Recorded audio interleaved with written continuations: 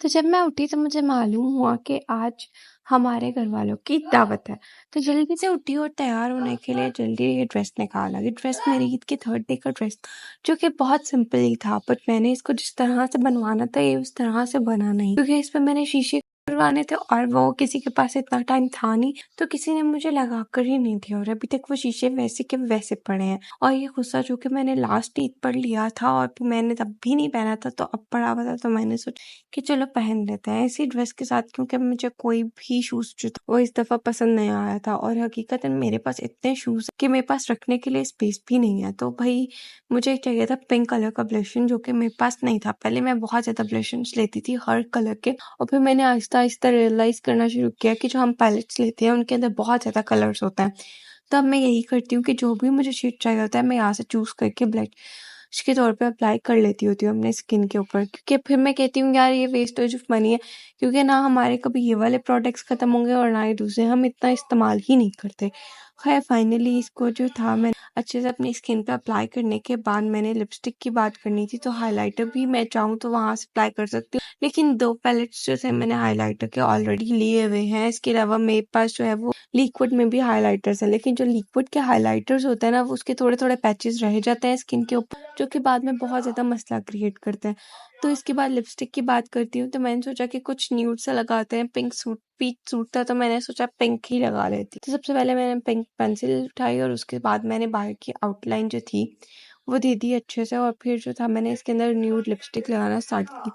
असल में कभी कभी मेरा दिल करता है कि मैं डार्क लिपस्टिक्स लगाऊं, जैसे कि कोई इवेंट होता है जिसके साथ मैंने बहुत लाइट कलर के ड्रेसेस पहने होते हैं, फिर मैं डार्क लिपस्टिक अप्लाई कर लेती हूँ। लेकिन जब मैंने डार्क ड्रेसेस पहने होते हैं तो मैं हमेशा लाइट कलर्स के ऊपर जाती हूँ, और जब दावत हो या इस तरह के कोई इवेंट हो तो बंदा हमेशा लाइट तैयार होता है, और जब शादी के लिहाज से हो तो हमेशा हैवी तैयार होता है। लेकिन मुझे समझ नहीं आता कि गर्मियों में शादी करता कौन है भाई, इतनी तो गर्मी होती है, हमसे तो तैयार ही नहीं हुआ जाता। खैर फाइनली बात करते हैं आई मेकअप की, तो कुछ ज्यादा नहीं, बस सिंपल सा मुझे वही शेड लगानी थी जो कि ऑलरेडी मैंने जो है अपनी चीक्स पे अप्लाई की थी, तो मैंने वही जो है अपने आईज के ऊपर अप्लाई कर दी थी।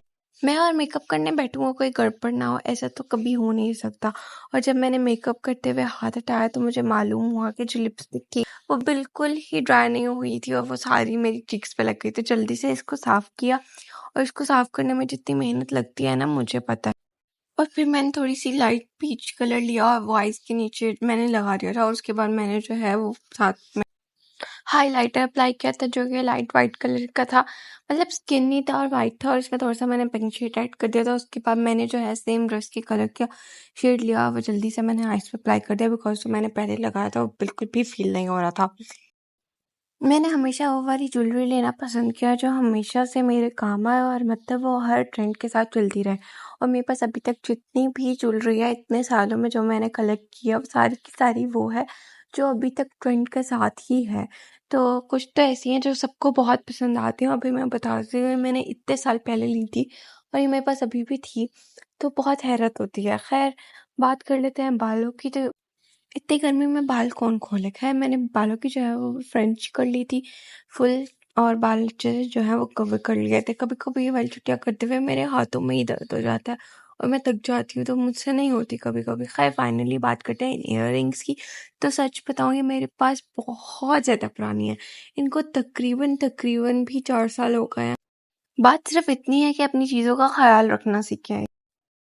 खैर ये मेरे बहुत ज्यादा फेवरेट भी हैं, और अशर जिसने वहां जाते साथ ही रोना शुरू कर दिया था, तो इसको चुप कराने का कोई सीन ही नहीं बन रहा था, तो इसे जल्दी से मैं वापस घर लेके आई और घर आते साथ इसको मैंने सुला दिया, फिर एक दो पिक्चर्स बनाई।